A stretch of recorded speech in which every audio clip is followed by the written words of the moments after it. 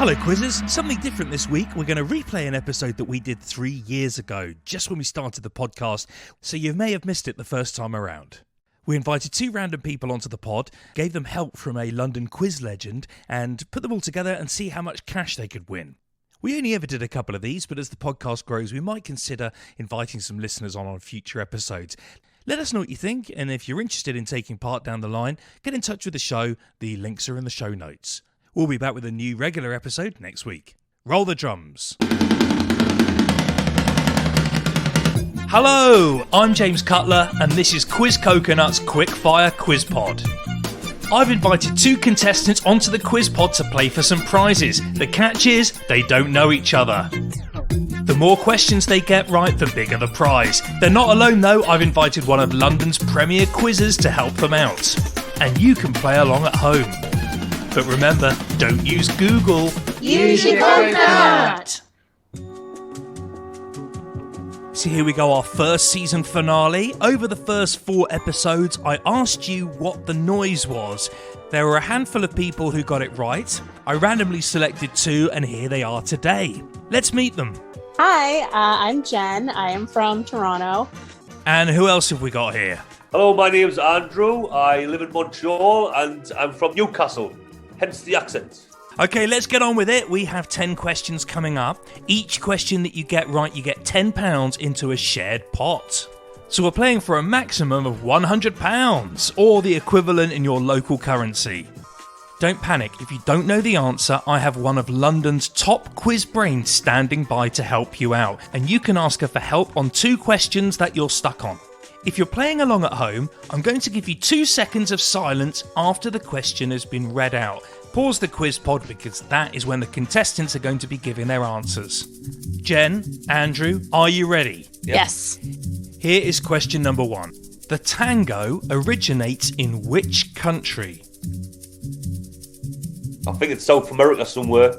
Yeah, I was gonna guess a Latin American country maybe, but I'm not sure which one. I'm thinking Argentina. I could be wrong. Yeah, sounds good. Let's go with Argentina. Fantastic. Argentina is the correct answer, folks. You've won £10. Yay! Okay, we're going to go on to the second question. Who is the only person that you cannot block on Facebook? I will guess it's Mark Zuckerberg. Yeah, I'll go with that. I think I've heard that before. It's a correct answer. Good work, folks. You got another one right. Yay! On to number 3. Which is the only fish that has a neck?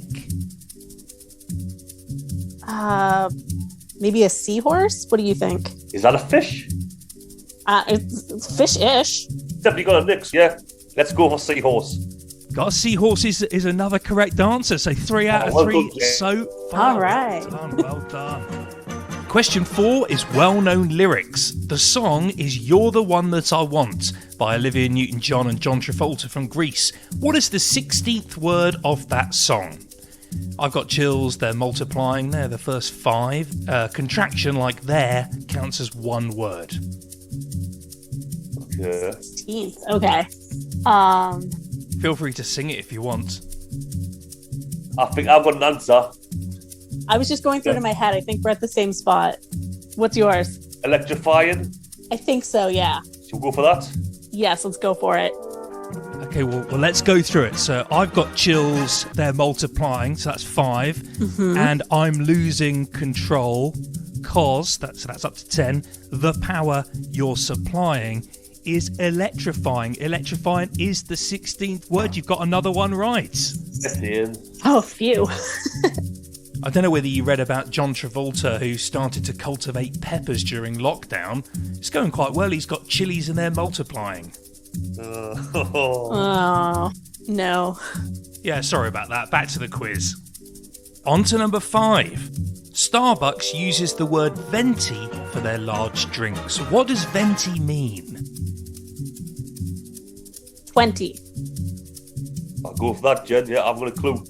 Because it's 20 ounces. And 20 in what language do you think that might be? Italian? Jenn, you're absolutely right. Venti is Italian for 20. Okay. Good. My Starbucks addiction has paid off. So you've got £50 in the pot. We're going to turn up the heat for the next 5 questions. For number 6, I want you to guess the year. I'm going to give you 3 events that all happen in the same year. One is a pop song being released, another one is a film being released, and another one is a sporting achievement. Here we go. Genie in a Bottle by Christina Aguilera tops the charts in 10 different countries. The Matrix film is released, and Pete Sampras and Lindsay Davenport win Wimbledon. I remember seeing The Matrix when I was in Australia, and I was like 98 and 99. But I think more 99. I'm thinking 99. So I think I agree with you, Jen, 99. We're going with 99. You're going with 99? That's correct. 1999 is bang on. On to number 7, and it's time for the kazoo to come out. I'm going to play a European national anthem on a kazoo, and all you have to do is tell me which country this is the anthem of. Here we go.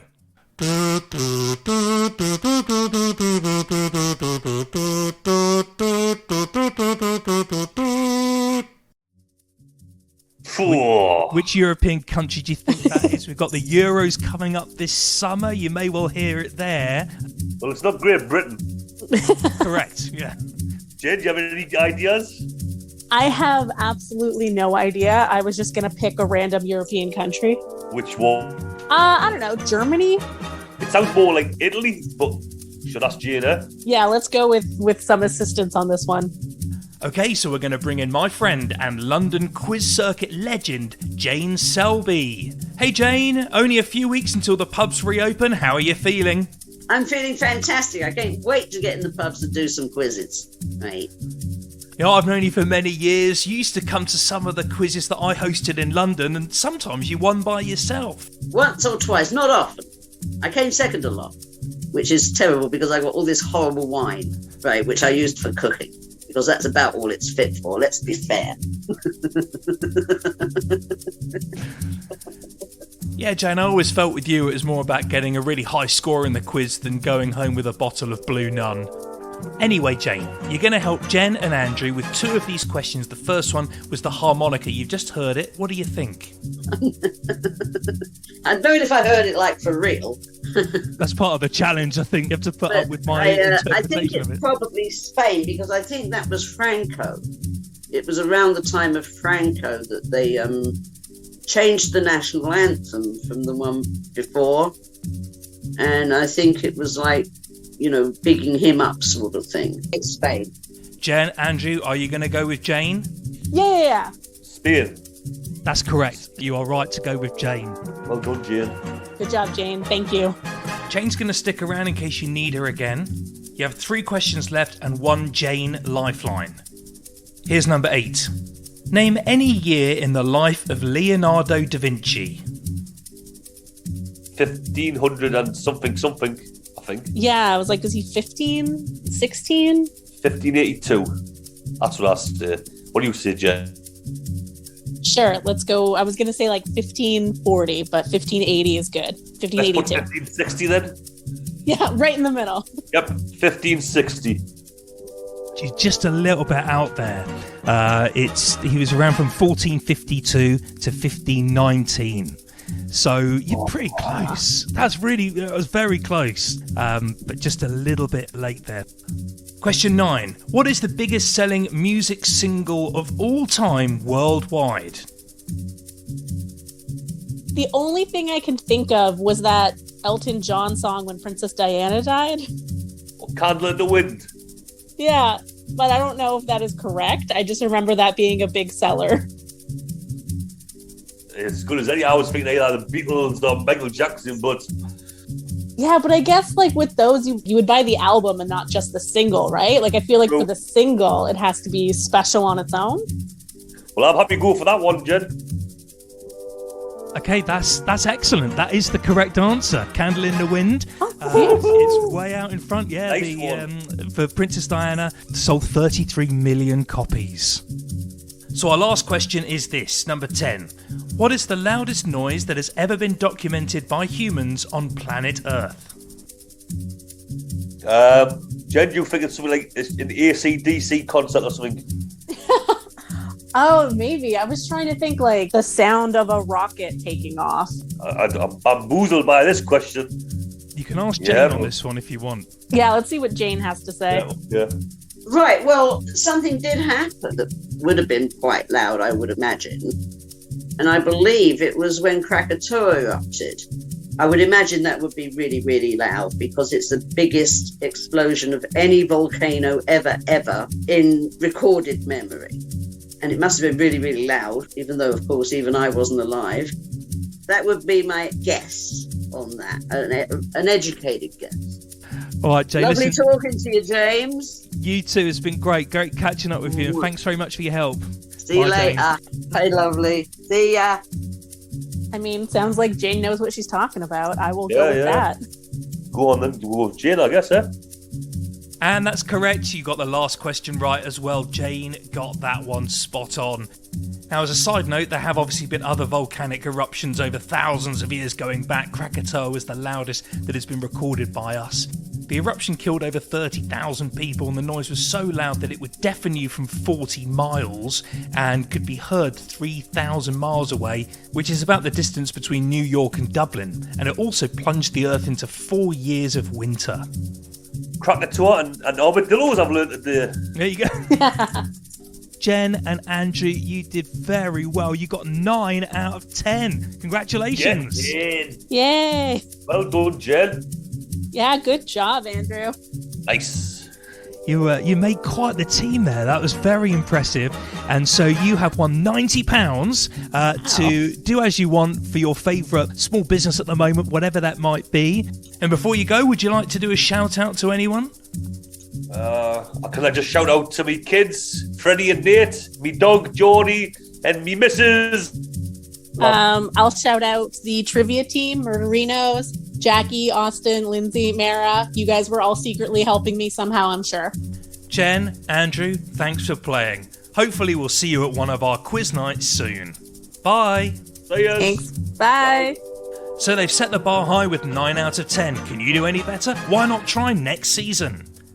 So we have one bit left, and it is today's bad joke. This is today's bad joke. So studies show that now 1 in 10 babies are conceived on an IKEA bed. I find that hard to believe. It's so well lit and there's so many people walking around all the time. That was today's bad joke. If you enjoyed today's quiz, why not book us for your next event? We host corporate events in the UK and Canada and virtual events all over the world. And don't forget to subscribe to the Quiz Pod so you never miss an episode. We'll see you next week. Quiz Coconut, nuts about trivia.